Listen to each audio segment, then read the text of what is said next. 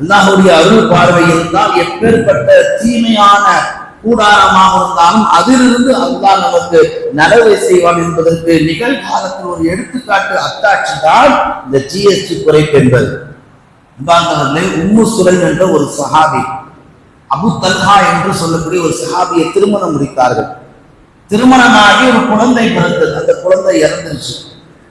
வீட்டுக்கு வந்த அபு தல்ஹா உம்மு சுலைம் மனைவி தன் உறவினரிடத்துல சொல்றாங்க, குழந்தை இறந்து போன செய்தியை என் வீட்டுக்காரங்க சொல்லாதீங்க, நான் அவரை பொறுமையா சொல்லிக்கிறேன் எப்படி சொல்லணும்.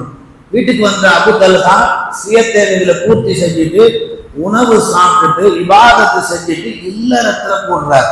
கவனிக்கணும், இல்லறத்துல.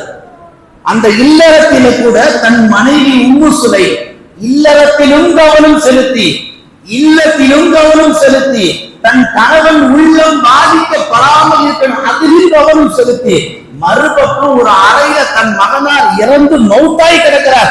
அந்த ஆறாத வடு அதையும் பொருட்படுத்தி அதிலிருந்து சபர் செஞ்சு ஒரு கட்டத்துக்கு மேல எல்லாம் முடிஞ்சதுக்கு பின்னாடி உம்மு சுலைம் சொன்னாங்க, அபு தல்ஹாட்ட உங்ககிட்ட ஒரு உதாரணம் கேட்கிறேன், நீங்க நியாயமான பதில் சொல்லுங்க. என்னன்னு கேட்டார் அபு தல்ஹா. ஒரு கூட்டம் ஒரு போருக்கு போகின்ற பொழுது ஒரு வீட்டாரிடத்துல ஒரு இரவல் பொருளை கடனாக பெற்றார்கள். அந்த கடனாக பெற்ற பொருளை மீண்டும் கொடுப்பது நியாயமா அல்லது அநியாயமா? கொடுப்பது நியாயமா, கொடுக்காம இருப்பது நியாயம். அப்ப அபு தல்ஹா சொன்னார், எப்படி இரவலாக வாங்கப்பட்டதை திரும்ப கொடுத்துனாக முறை, அப்படி கொடுக்காட்டா என்ன செய்ய, அது அநியாயம். இருந்தாலும் நீங்கள் அதை பொருந்தி கொண்டுதான் ஆகணும் என்றார்கள் உம்மு சுலைம் ரலியல்லாஹு அன்ஹா அவர்கள். இவர்களுக்கு செய்தி விளங்கி மறுநாள் காலையில் ரசூலுல்லாஹ்ட்ட போய் இந்த செய்தியை சொல்றாங்க. ரசூலுல்லாஹ் சொன்னாங்க, நேற்றைய இரவு நீயும் உன் மனைவி உம்மு சுலைமும் அல்லாஹ்வும் 3 பேரும் சம்பந்தப்பட்ட விஷயத்தில் அல்லாஹ் உனக்கு பரக்கத் செய்யட்டும். அவ்வளவுதான் ரசூலுல்லாஹ்வுடைய பதில். புரிஞ்சு போச்சு. மௌத்தான செய்தி மறுநாள் தெரிஞ்சு அந்த குழந்தை அடக்கம் பண்ணியாச்சு. அன்சாரி சஹாபிகள் ஒருத்தர் அறிவிக்கிறார், நான் எதிர்காலத்தில் பார்த்தேன் மதீனாவிலே செல்வ சீமாட்டியாக வாழ்ந்தவர்கள் ஹஜ்ரத் உம்மு சுலைம் ரலியல்லாஹு அன்ஹா அவர்கள்.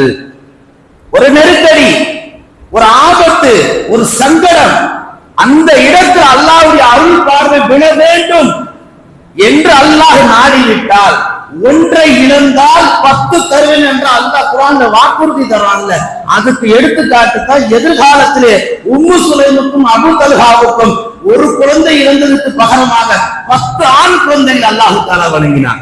அந்த சஹாபி சொல்றார், அந்த 10 ஆண் குழந்தைகளும் குர்ஆன் மனனம் செய்வதை நான் 2 கண்களால் பார்த்தேன் என்று புகாரி ஷரீஃப் கிதாபுகளில் பதிவு செய்யப்பட்ட ஹதீஸை